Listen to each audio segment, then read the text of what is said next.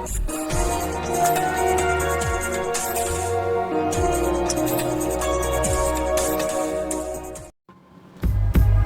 let's go. Techfall Tabletalks, episode 72. Hosted by yours truly, Julius Grant. So, over SUPER32 weekend, a New York City wrestler, Oumar Tounkara, All-American at the SUPER32. Big deal. I don't think there's many NYC wrestlers that have been able to do that.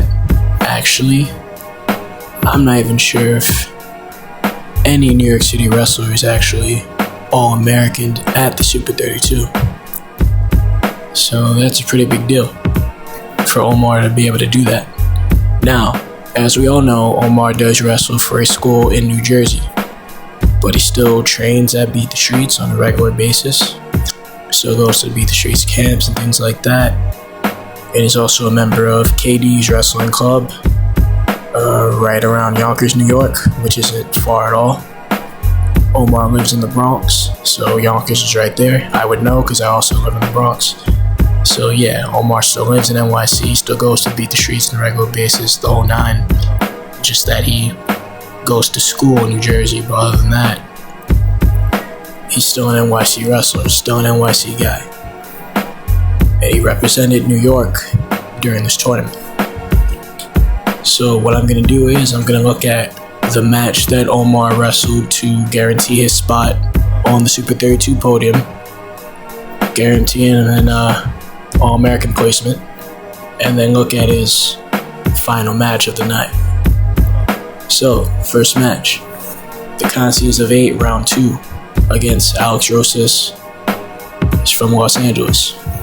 So in the first period, Oumar is able to reverse a shot attempt, go behind, and tilt for back points at the edge, starting the match off with a 7-0 lead.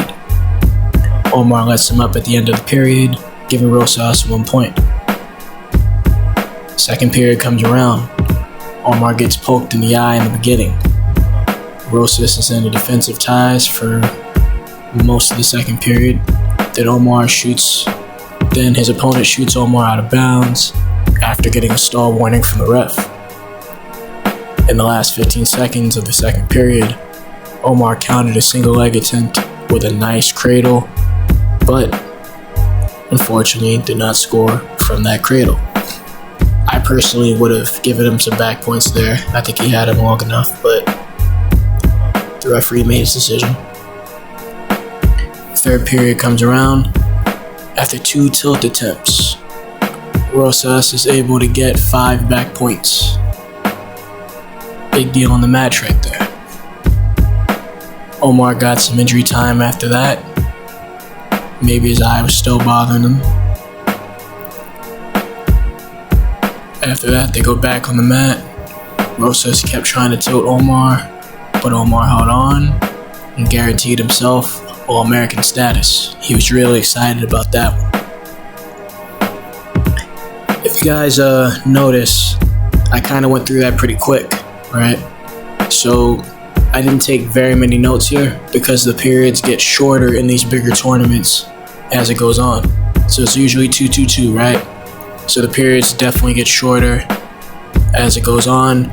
I believe the finals, like for first and second, those are probably 2-2-2. But after that, it's like a minute 30, a minute 30, a minute 30. Same thing with like War at the Shore and things like that. The really big tournaments, as it goes on, the periods get shorter and shorter because the wrestlers, well, presumably get more fatigued as the tournament goes on. Obviously, the higher level guys, the guys in the finals, they're full of energy the whole entire time, which is part of why they're so good and they end up in the finals a lot. But that's the premise of it, though. Figuring that wrestling all day, you're not gonna be able to go 6 full minutes, so they shorten the periods. That's what that is. So I didn't take a ton of notes because the periods weren't as long. The matches weren't as long. So then Oumar had another match after that, right? Excuse me. And in Oumar's next match, he unfortunately wound up losing via Techfall to someone from Pennsylvania. But he had already guaranteed himself All-American status, so he wound up having one more match. So this is for 7th and 8th. So a 7th place match against Nikos Philippos from Pennsylvania. So the first period, some nice hand fighting. Then Oumar achieved first blood by countering a headlock attempt, getting a 3-0 lead. And then honestly, that's all that happened in the first period. There really wasn't much going on. You know, when you get into these placement matches, the guys tend to dial back on doing anything fancy, anything risky. Everyone's just trying to secure their spot and place as high as they can. And that's what they're trying to do. They're not trying to do anything fancy or risky. It gets more important. The matches get more important. The competition gets higher as you go through the tournament. So not having many notes for the first period, it's not a knock on them. It's just a matter of, you know, they weren't doing anything unnecessary. Let's just say that. They weren't doing any more than they needed to. So the second period comes around. A little bit more happens here. Philippos escapes. The score is now 3-1. Oumar gets poked or hit in the eye. One of those two. Favors his eye. Then Philippos got some space and just bulldozed over him for no reason. He really didn't have to do that. Afterwards, some time goes by. Oumar goes in for a double leg. Philippos initiates a scramble and then actually wins the scramble and gets a 4-3 lead. Philippos rode out Oumar for the remainder of the period.